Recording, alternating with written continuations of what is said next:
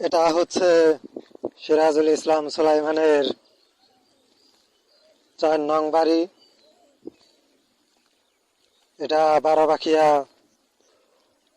উত্তর পূর্ব দিকে শেষ সীমানার দিকে, পাকুল্লা দিলদুয়া রোডের সাথে।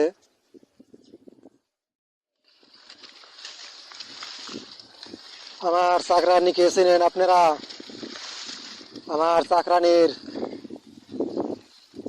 একটু বিবরণ দেই আপনাদেরকে। আমার চাকরানি 88 বন্যার আগে সে নুননাহার নামে পরিচিত ছিল। সে গর্ভবতী অবস্থায় অন্য লোকদের পুরান কাপড় নিয়ে পালিয়ে যাইতেছিল। তখন এলাকার লোকজন ধরে, গর্ভবতী থাকায় এর সাথে রেপ করতে পারে নাই, একে মারধর করে পুলিশের হাতে তুলে দেয়। সে হাসপাতালে ভর্তি থাকে। তখন আমার সাথে দেখা হয়। এই নুননাহার বর্তমানে নাম বদলিয়ে আমার মায়ের নাম নিয়ে শামসুন নাহার নামে পরিচিত। এই নুননাহার হাসপাতালে একটি ছেলে সন্তান জন্ম দেয়।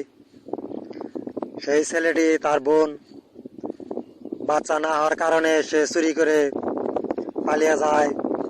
তখন পুলিশের হাতে ধরা পড়ে। বর্তমানে সে ওই জায়গায় আছে।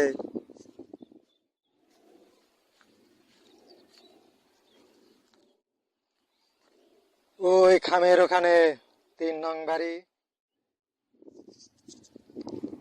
এই নুননাহার হচ্ছে একজন চুন্নি। সে আমার নাম তার স্বামীর নামের স্থানে বসাইছে। সে বিভিন্ন জায়গায় প্রচার করে আমি তার স্বামী। আর এই বেশির দলের লোকেরা তাকে আমার মা বানিয়ে আমার জমির ইনকাম থেকে তারা টাকা পয়সা নিয়ে নিজেরা ধনী হচ্ছে। আমার মায়ের রেশন কার্ডে আমার নাম আর আমার মায়ের নাম আছে।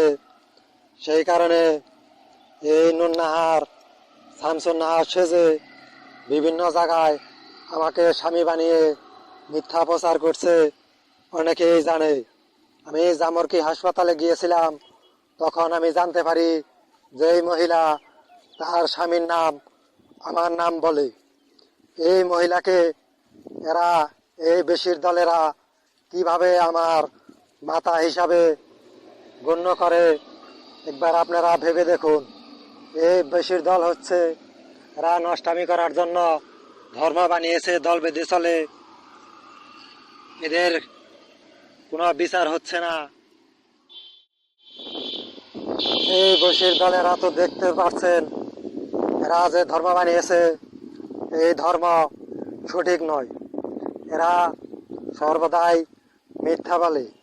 আমাদেরকে অত্যাচার করার জন্য বর্তমানে ধর্ম তৈরি নিষিদ্ধ হয়েছে। কারণ হচ্ছে এই নষ্টামি।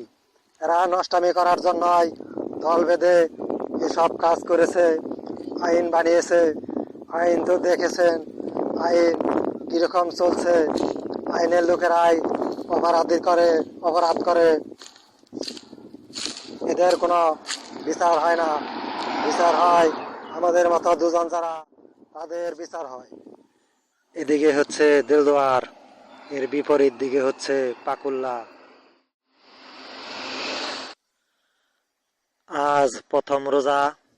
আমার চাকর চেয়ারম্যানের কাছে গেছিল। এখানকার চেয়ারম্যান নাকি পালিয়েছে। বর্তমানে চেয়ারম্যান পলাতক আছে। চেয়ারম্যানের পলানোর কারণ আমি বলতে পারবো না।